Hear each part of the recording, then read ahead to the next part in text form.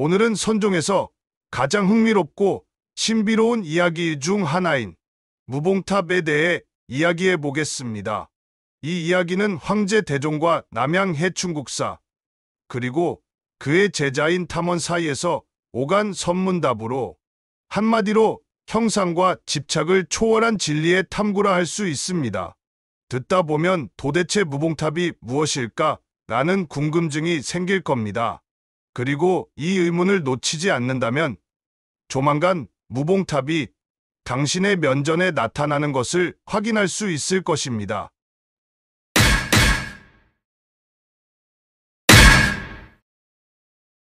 남양 해충 국사의 임종이 다가오자 황제 대종은 서둘러 국사를 찾아갔습니다. 황제는 경건한 표정으로 물었습니다. 스님께서 떠나신 후 제가 무엇을 준비해야 합니까? 해충 국사는 조용히 미소 지으며 대답했습니다. 저를 위해 이음새 없는 탑, 무봉탑을 지어주십시오. 황제는 어리둥절한 표정으로 물었습니다. 이음새 없는 탑이라니요? 그것은 어떤 모양이어야 합니까? 해충은 대답 대신 한참 동안 침묵을 지켰습니다. 그 침묵은 마치 우주의 공명을 담고 있는 듯 깊고 무거웠습니다. 황제는 초조해졌습니다. 그때 해충이 날카로운 눈빛으로 물었습니다. 알겠습니까? 황제는 한순간 얼어붙은 듯 했습니다. 그는 고개를 천천히 저으며 대답했습니다. 이해하지 못하겠습니다. 해충 국사는 잠시 눈을 감고 고요 속으로 사라지는 듯하더니 다시 말했습니다. 내 제자 탐원이 이 문제의 답을 알고 있을 것입니다. 그에게 물어보십시오. 그리고 그날 해충은 열반에 들었습니다. 해충 국사가 떠난 뒤 황제는 탐원을 궁으로 불렀습니다. 그리고 이 물음을 던졌습니다. 무봉탑이 무엇인지 설명해 보시오. 탐원은 황제 앞에서 한참 동안 아무 말 없이 침묵했습니다. 황제는 점점 안절부절 못했습니다. 마침내 탐원이 말했습니다. 이해하셨습니까? 황제는 긴장된 목소리로 대답했습니다. 아직 모르겠습니다. 탐원은 창밖을 바라보며 천천히 개송을 읊었습니다. 창강의 남쪽, 담강의 북쪽. 샹즈 난 단즈베. 그 안엔 황금으로 가득 찬 나라가 있네. 종요 황진 총이고. 그림자 없는 나무 아래 모두 같은 배를 탔건만. 우잉 수샤 허 동천.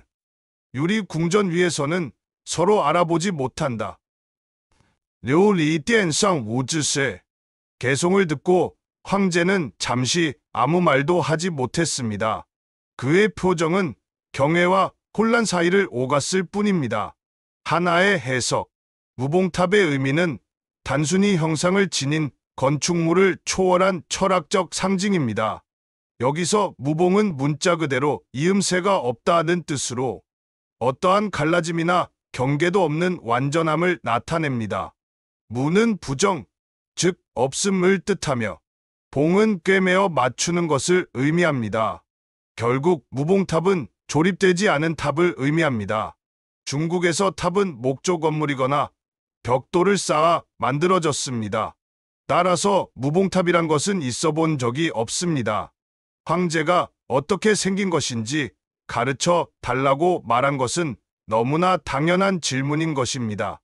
이에 해충국사는 침묵을 통해 무봉탑이 어떤 것인지 제시했습니다.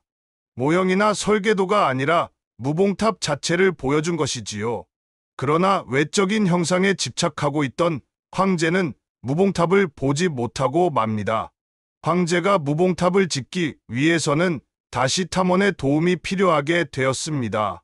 탐원의 개송에 대한 해석. 창강의 남쪽, 담강의 북쪽. 샹즈 난 단즈베.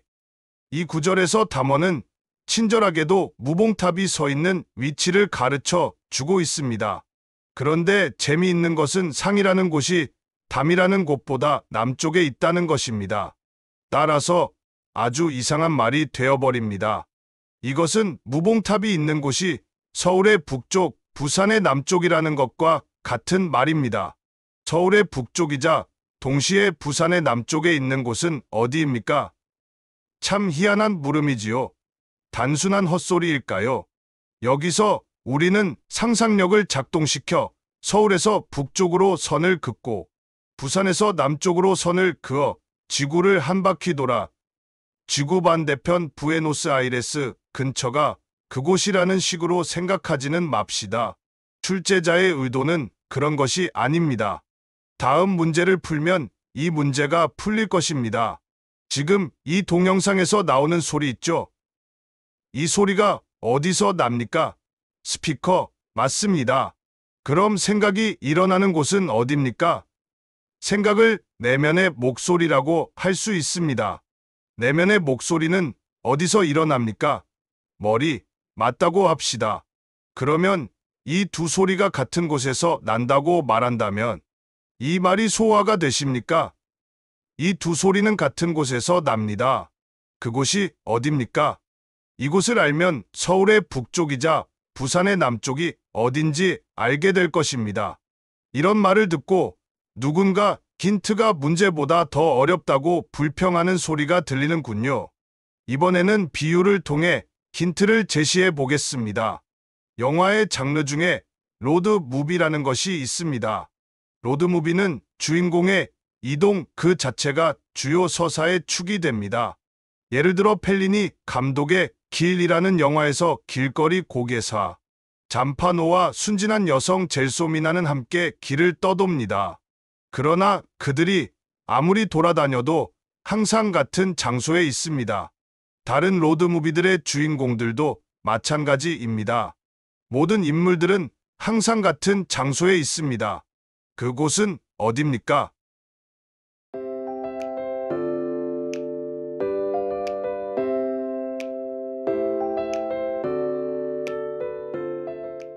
답은 스크린입니다.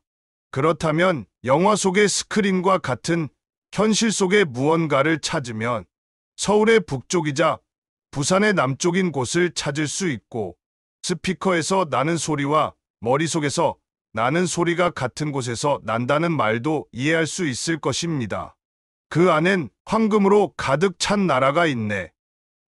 종요 황진 총이고 황금은 시간의 흐름에도 불구하고 빛이 변하지 않는 것이죠. 이곳은 시간의 흐름을 넘어선 곳입니다. 그곳이 어딥니까?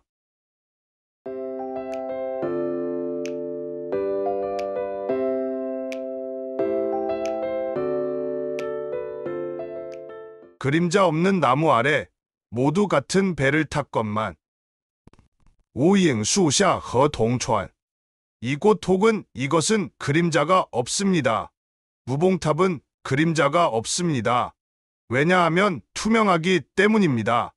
왜 나무라고 했느냐 하면 이것은 죽은 것이 아니기 때문입니다. 어찌 보면 나무보다도 더 생생하게 살아 있습니다. 이것은 바로 모두가 함께 탄 배이기도 합니다. 고통의 바다를 건네주기 때문이죠. 무봉탑 상강의 남쪽, 담강의 북쪽 황금의 나라 그림자 없는 나무 함께 탄 배. 말은 다르지만 모두 같은 곳을 의미합니다. 유리 궁전 위에서는 서로 알아보지 못한다.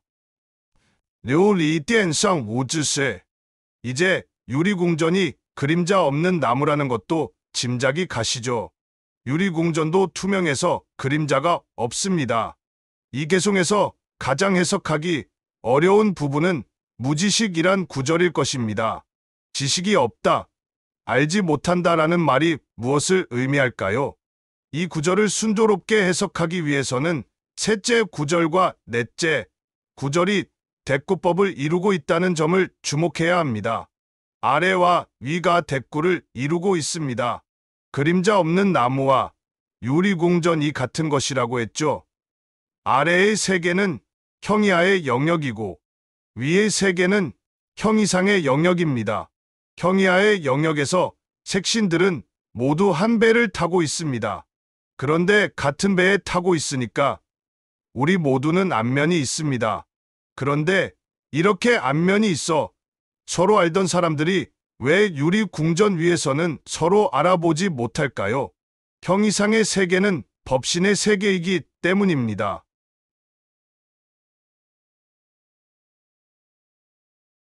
법신은 색신과 달리 나의 법신과 너의 법신이 따로 없습니다. 인식이 성립하려면 인식 대상과 인식 주체 사이에 거리가 있어야 하는데 법신과 법신 사이에는 거리가 없기 때문에 서로 인식할 수 없습니다. 왜 거리가 없을까요?